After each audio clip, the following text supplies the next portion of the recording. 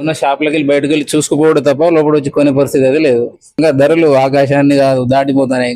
ఇప్పుడు ఎంత ఉంది మరి? ఇప్పుడు 1,00,000 దాటింది. మరి 1,00,000 దాటినా కూడా మన జనం ఇది ఆసక్తి చూపుతున్నారు బంగారం. మేమే ఆసక్తి చూపెడతలేము. లేడీస్ మన ఎడ్ చేసి మన జేబులకే చిల్లు పడుతుంది చిల్లు పడతా కంపల్సరీ. కంపల్సరీ. మరి కొనకపోతే పరిస్థితి ఏదో ఉంటుంది మరి. ఈ కొనకపోతే ఇంటికాడ కొంచెం ఎడమొఖం పెడమొఖం.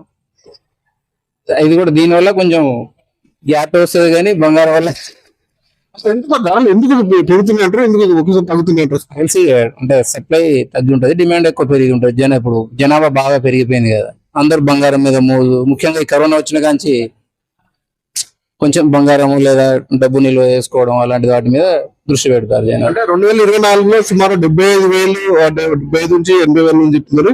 ఇప్పుడు అమాంతంగా ఒకేసారి ₹1,00,000 దాటింది. అంటే ఇప్పుడు మనకి ఇంత గిరిజన ప్రాంతం కదా, కుందానికి సుముఖత ఉంటుంది అసలు షాపులలో. సుముఖత ఉన్నా దానికి కొనేంత స్తోమతే ఉండదు. సరే, ఎక్కువ పరిమాణం కొనుక్కున్న వాళ్ళు కొంచెం తక్కువ పరిమాణం 10 తులాలు కొనుక్కున్న వాళ్ళు 5 తులాలు సరిపెట్టుకుంటారు. ప్రతి ఫంక్షన్ పోవాలన్నా కూడా ప్రతి ఒక్కరు కూడా గోల్డ్ రింగ్స్ కానీ పెట్టడం మన భారత సంస్కృతి ఆనవాయితీకి వస్తుంది.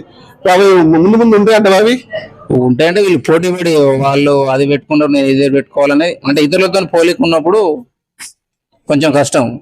మనం ఉన్నంతలో మనం బెస్ట్గా ఉండాలనుకుంటే ఇబ్బంది ఏమి ఉండదు. వేరే వాళ్ళతో కొంచెం కంపేర్ చేసుకుంటే మన